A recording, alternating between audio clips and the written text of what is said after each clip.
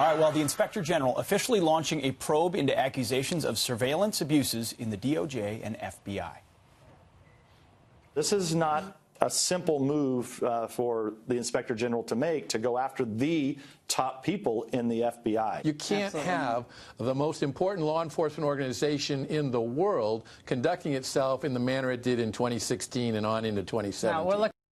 Our next guest says the Inspector General's probe can't come soon enough. Here to explain, Fox News senior judicial analyst, Judge Andrew Napolitano. Judge, couldn't agree with you more on this because we've been talking about it for so long. Right. Why didn't this investigation happen? Well, you know, just a little bit of background. The FBI was never perfect, made up of human beings that have political aspirations and political ideas.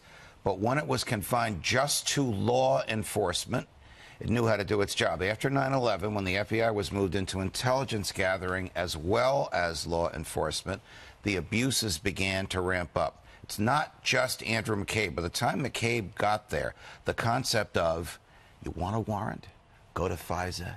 They issue any warrant you want. That attitude amongst FBI and intelligence officials in the NSA was so rampant they all did it. Hence, the FISA court awarding 99.9% of all warrants requested. Which one did it in my the first Trump life, one they didn't approve. It was so thin. Right. In my prior life, I signed arrest warrants.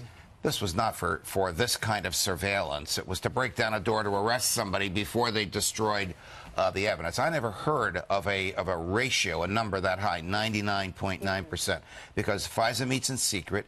It kept lowering the standards, and FBI people who knew they couldn't get a warrant from a judge like me, where the standard is probable cause of crime, go to FISA, where the standard is probable cause of talking to a foreign person. I believe that the Inspector General will find a treasure trove, not just McCabe and company, but that is the most extreme violation we know of, because the target, the victim, is the President of the United States, though he was a candidate and then President-elect at the time. But he will find a treasure trove of abuses, going to FISA, getting warrants when the law did not justify it. Does the IG have enough power to get to the bottom of it, or does it require a second special counsel? I don't know the answer to that, Pete. We all know that the IG can't charge, he can't indict.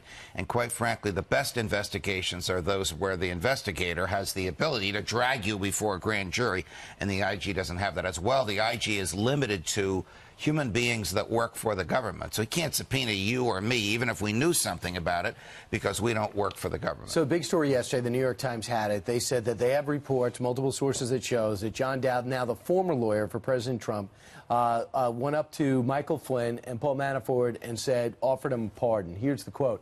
That's what he's offered him a pardon, number one. This is their explanation about the story. So that I've only been asked about pardons by the press, and I've routinely responded to, on the record, that no pardons are under discussion or under consideration at the White House. But that's Ty Cobb answering. Right. So that's the lawyer that's still there.